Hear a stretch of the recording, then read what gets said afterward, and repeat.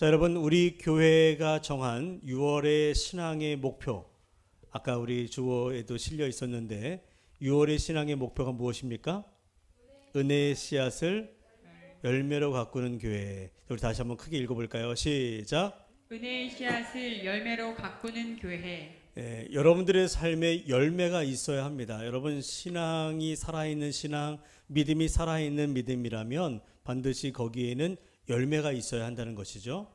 자, 여러분, 신앙의 열매, 믿음의 열매. 자, 우리가 그 열매를 성경에서도 이야기하고 또 우리가 함께 교회에서도 많은 이야기들을 나누는데, 열매 그러면 여러분 제일 먼저 떠오르는 게 뭐가 있어요?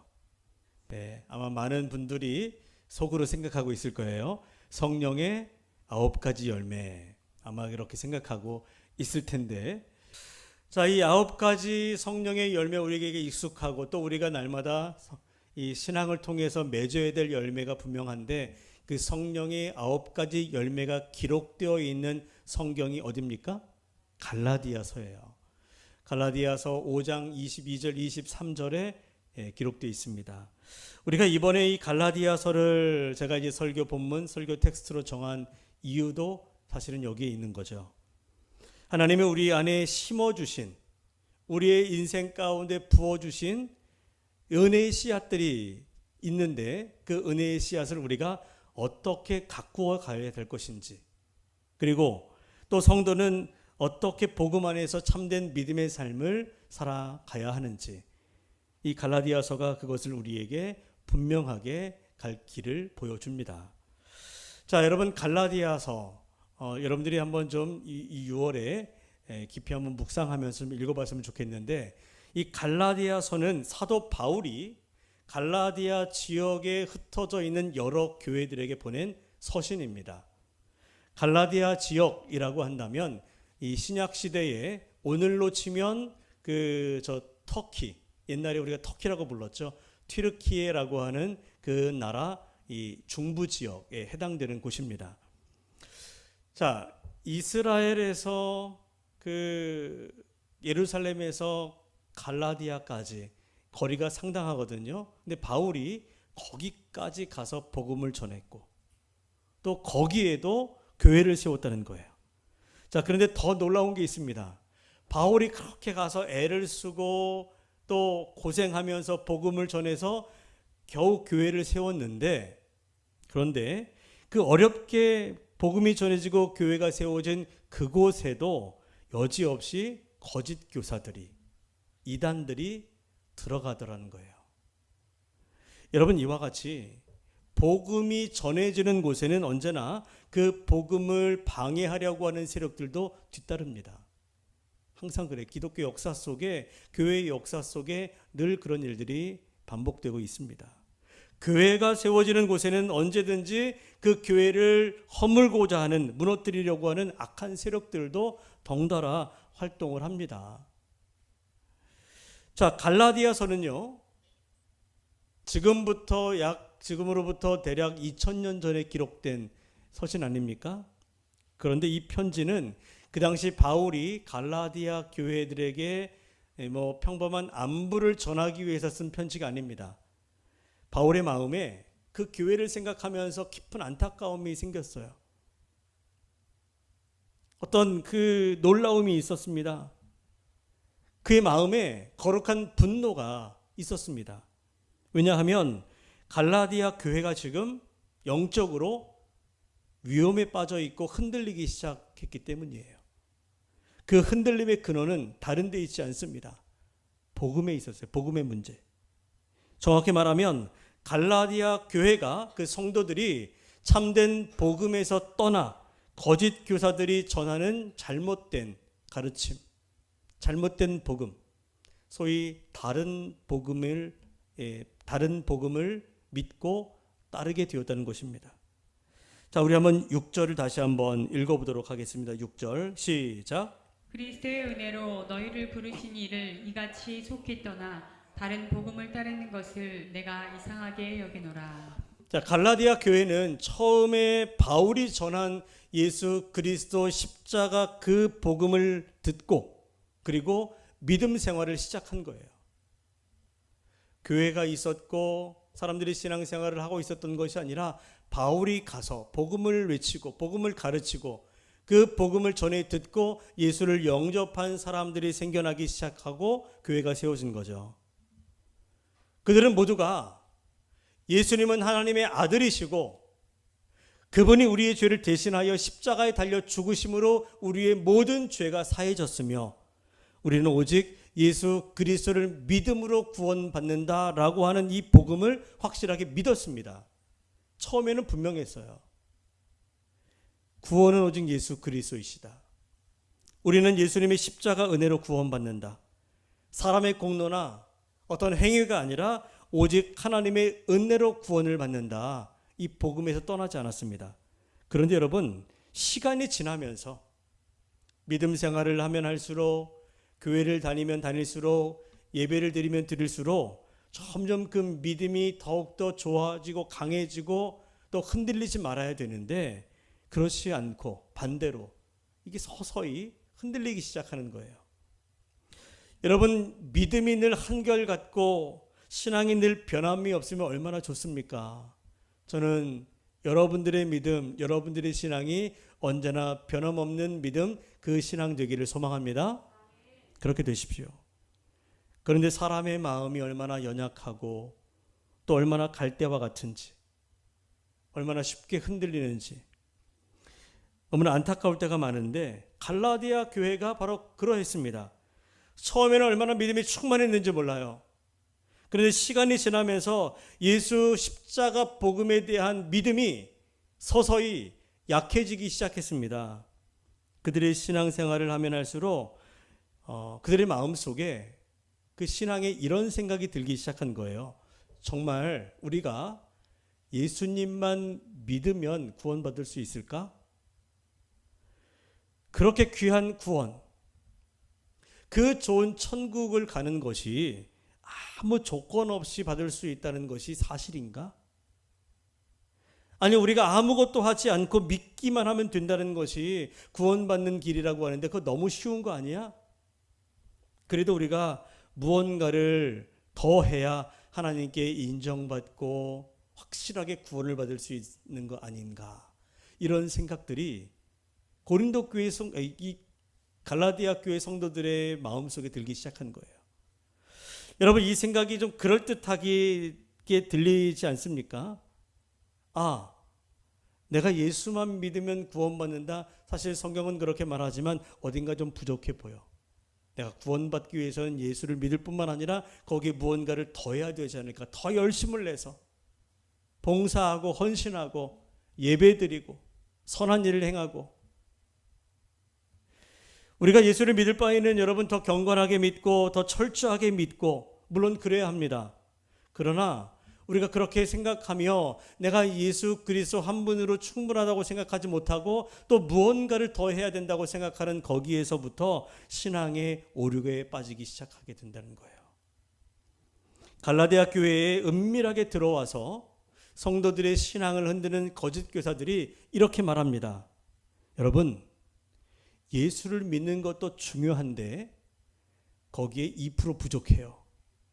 참된 하나님의 백성이 되려면 여러분들이 예수를 믿을 뿐만 아니라 율법도 잘 지켜야 되고 하나님의 말씀에 순종해야 되고 그리고 여러분이 하나님의 백성이라고 하는 증표가 되는 할례도 받아야 합니다.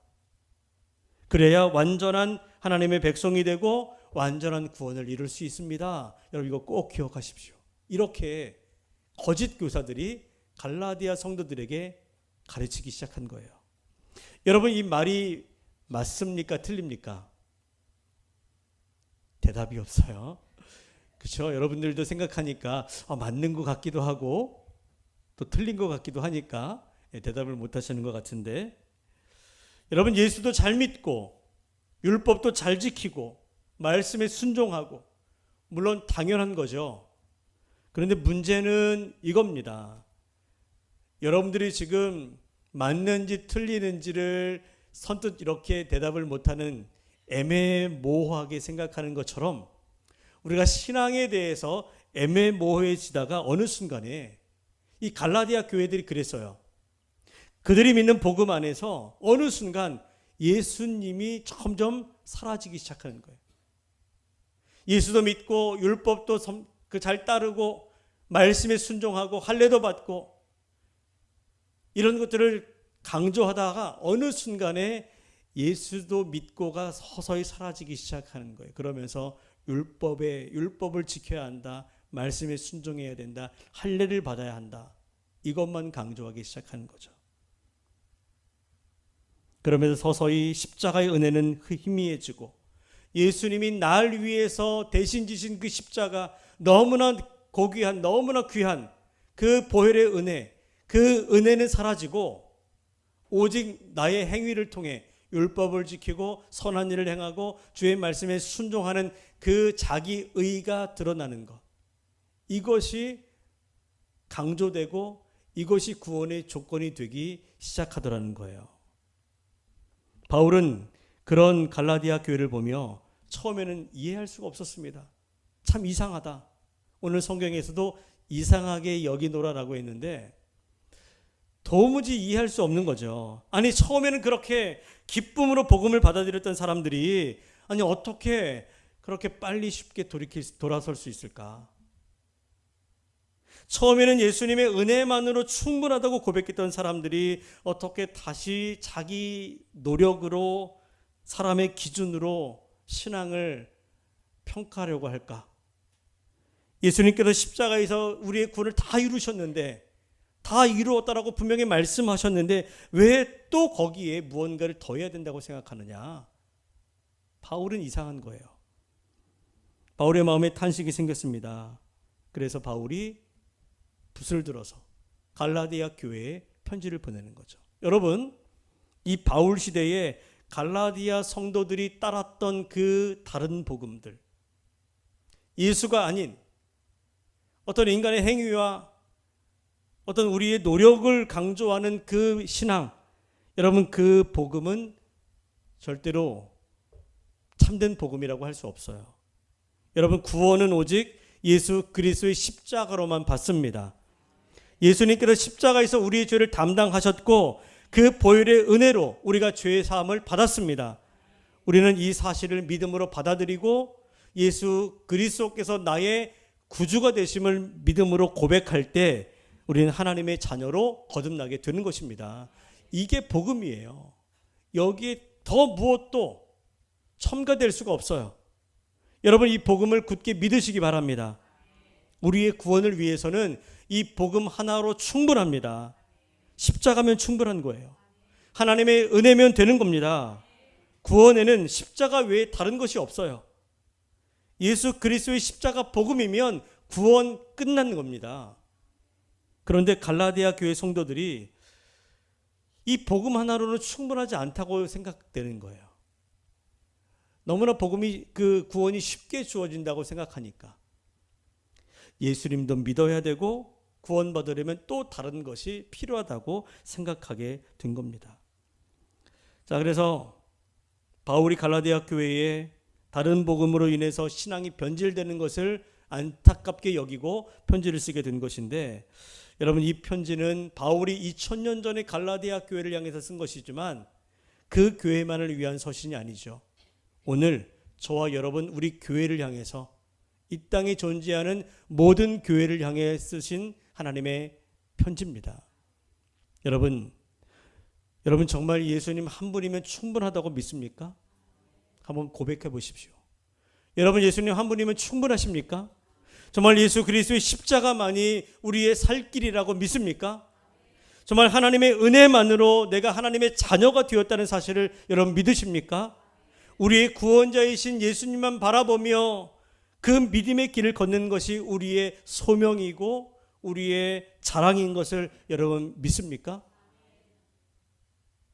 여러분 우리가 이 말씀 앞에 아멘 하는 것은 그리 어려운 일은 아니죠. 예수님 한 분이면 충분합니다. 십자가의 은혜만 충분하다. 하나님의 은혜 그것을 우리는 충분합니다라고 고백하는 것 물론 우리도 할 수 있어요. 그런데 문제는 우리의 실제의 삶이죠.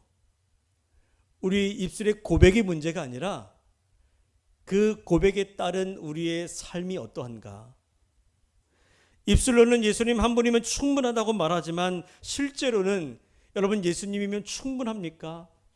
우리 실제의 삶에서도 그런가요? 그분이 계신데도 불구하고 우리는 여전히 염려하고 걱정하지 않습니까? 그런데 예수님 한 분이면 충분하다고 하면서도 그것 아니라 예수님 때문이 아니라 내 손에 쥐어져 있는 내 지갑 안에 있는 돈 때문에 마음의 평안을 누리게 되는 것. 우리 그런 적 많지 않나요?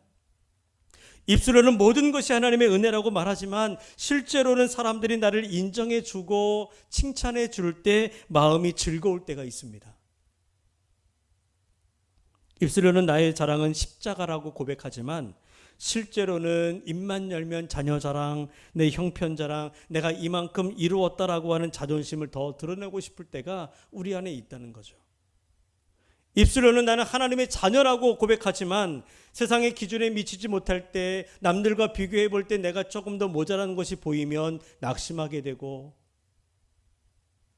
마치 실패한 사람처럼 의기소침할 때가 얼마나 많습니까? 이게 우리의 모습인데요. 여러분, 물론 우리가 살아가면서 성공을 위해서 애쓰고 수고하는 것이 나쁘다는 게 아니에요. 돈 많이 벌기 위해서 정말 성실하게 일하고 수고하는 거 나쁜 거 아닙니다. 여러분 할 수 있다면 여러분 열심히 노력해서 여러분 이루고자 하는 꿈을 성취하고 성공하십시오.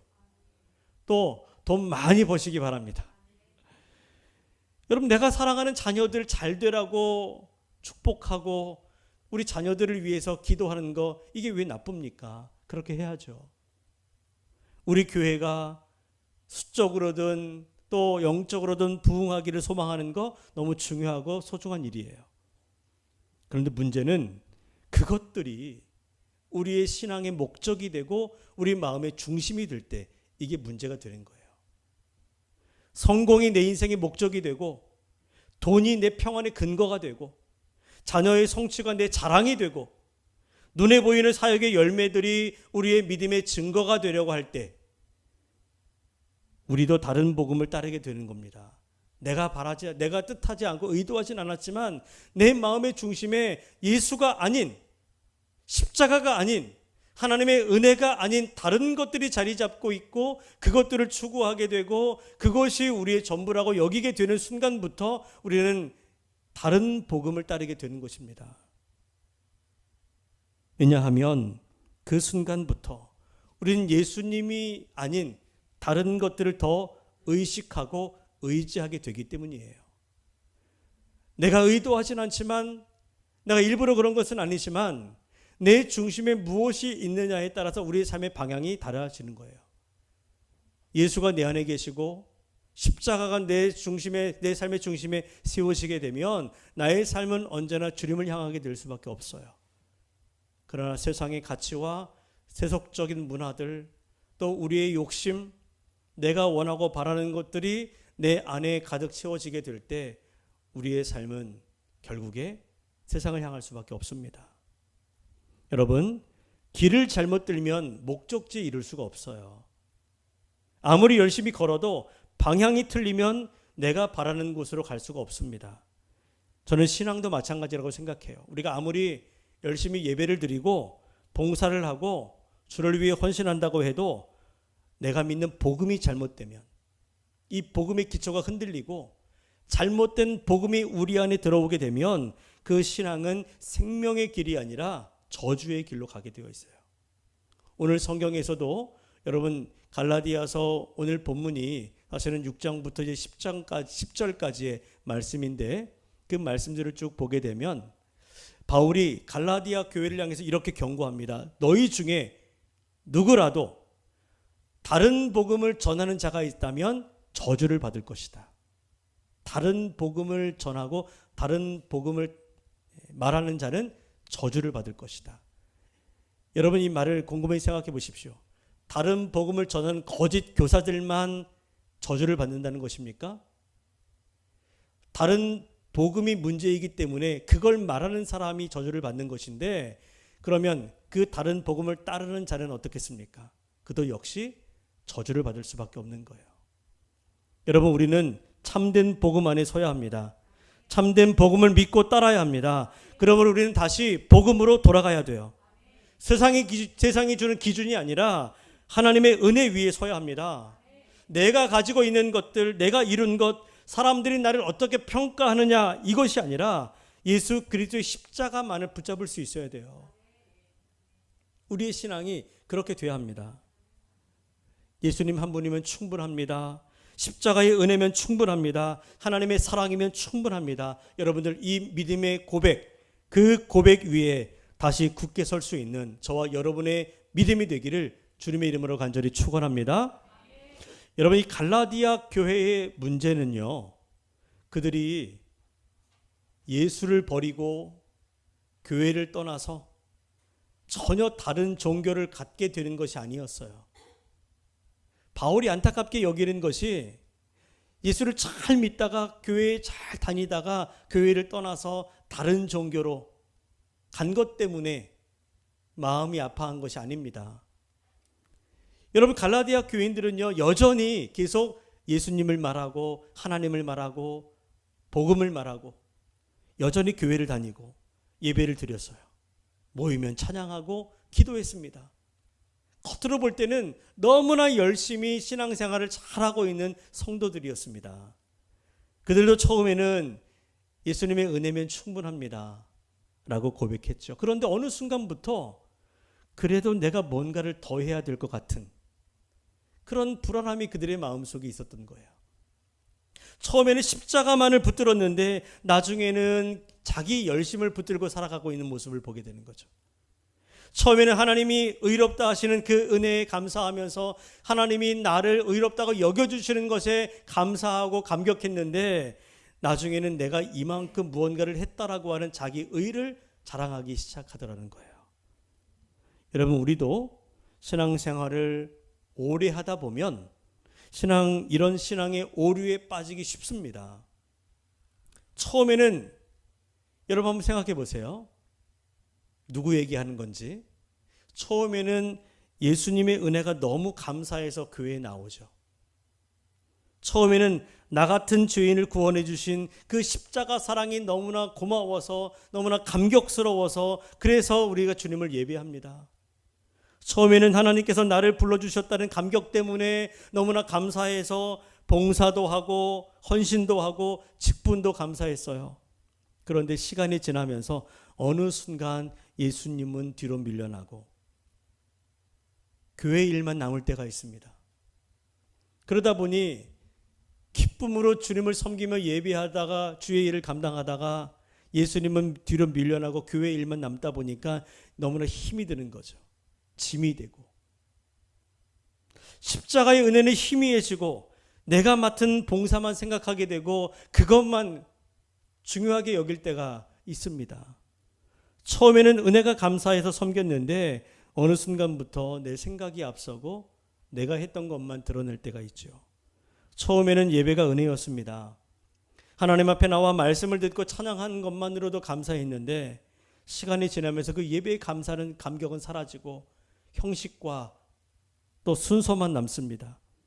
그냥 오늘 이 한 시간 또 잘 예배를 드렸다, 시간 잘 보냈다, 그래도 예배의 자리에 나왔다, 이것만 우리가 생각하게 되는 거죠. 직분도 마찬가지입니다. 그렇죠, 여러분. 처음에 우리가 직분 받을 때 여러분 어땠습니까? 그 은혜 아닌가요? 내가 집사 직분을 받고 권사 직분을 받고 장로 직분을 받고 하나님께서 부족한 나를 교회 일꾼으로 세워주셨구나, 너무나 감사하다, 이런 마음들이 우리 모두에게 있었을 것입니다. 그런데 시간이 지나면서 직분이 섬김의 자리가 아니라 오히려 자존심의 자리가 될 수도 있는 거죠. 이것이 바로 신앙의 위험입니다. 예수님을 믿는다고 말은 하지만 실제 마음속에서는 예수님보다 내가 더 커지는 거죠. 십자가의 은혜보다 나의 수고가 더 크게 느껴지는 때가 있습니다. 여러분, 십자가의 은혜, 예수님이 나를 위해서 대신 십자가에 달려 죽으셨던 그 은혜를 우리가 무엇으로 다 갚을 수 있겠어요? 내 생명을 바쳐, 내 생명을 들여서 갚아도 모자랄 하나님의 은혜요, 십자가의 은혜인데 우리가 그 은혜에 감격하고 감사하다가 어느 순간부터 그 은혜는 사라지고 내가 주를 위해서 한 게 얼마나 많은데 그러면서 내 의를 내세우려고 하는 그런 우리의 모습들이 있습니다. 그러면 신앙생활은 점점 무거워지게 되는 거예요. 여러분, 바로 그때 우리가 다시 복음으로 돌아갈 수 있어야 합니다. 그때가 언제인가요? 지금 아닙니까? 아직은 괜찮나요? 여러분, 교회 봉사 귀합니다. 직분도 귀하고 예배의 형식도 필요하죠. 그러나 그 중심에 예수님이 계시지 않으면 그것들이 우리를 살리는 복음이 될 수 없습니다. 봉사가 우리를 구원하는 것이 아니에요. 직분이 우리를 의롭게 하는 것이 아닙니다. 예배의 형식이 우리를 하나님의 자녀 되게 하는 것이 아닙니다. 우리를 구원하는 것은 오직 예수 그리스도의 십자가예요. 우리를 하나님의 자녀가 되게 하는 것은 오직 하나님의 은혜입니다. 그래서 우리의 자랑은 내가 한 일이 아니라 주님께서 나를 위해 하신 일, 그것만이 우리의 자랑이 되어야 합니다. 그러므로 신앙생활을 계속할수록 여러분들 조심해야 돼요. 오래 믿을수록 더 예수님께 가까이 가야 합니다. 무엇을 하든 예수님을 깊이 생각해야 돼요. 그러면 어느 순간부터 그냥 익숙함에 빠져서 예수님이 아닌 나를 위해서, 사람을 위해서 그렇게 일하게 될 때가 많습니다. 이 예배의 자리에서도 그렇고 찬양할 때도 그렇고 기도할 때도 그렇고 늘 예수님 생각하면서 봉사할 때도 마찬가지예요. 교회를 청소할 때든 식당에서 주방에서 봉사를 할 때든 무엇을 할 때든 내가 예수님을 위해서 이 일을 한다라고 생각하고 해야지. 그런 생각이 없으면 이 일하면서 계속 불평하게 되고 힘들다고 누군가 원망하게 되고 짜증내고 그러는 거예요. 여러분, 오직 예수를 붙드시고 주님 앞에 더 낮아지시기 바랍니다. 여러분, 주님이 우리에게 주신 복음, 우리가 믿는 복음, 이 복음은 부족하지 않습니다. 우리가 붙잡는 십자가 모자라지 않아요. 하나님의 은혜는 우리를 구원하기에 충분합니다. 그러므로 이제 우리는 다시 믿음의 주여 우리를 온전하게 하시기에 충분하신 그 예수님 한 분만을 바라보아야 합니다. 우리의 신앙은 다시 주님께로 돌아가야 돼요. 다시 십자가의 은혜로 돌아가시기 바랍니다. 다시 처음 주님을 만났던 그 감격을 생각하면서 그 감격 다시 우리가 누릴 수 있도록 주님 앞에 설 수 있어야 합니다. 그래서 주님께서 이미 우리에게 허락해 주신 그 많은 은혜의 씨앗들을 잘 믿음으로 가꾸어서 성령의 열매로 가꿀 수 있는 저와 여러분, 그리고 여러분들의 가정과 우리 교회가 될 수 있기를 예수님의 이름으로 간절히 축원합니다.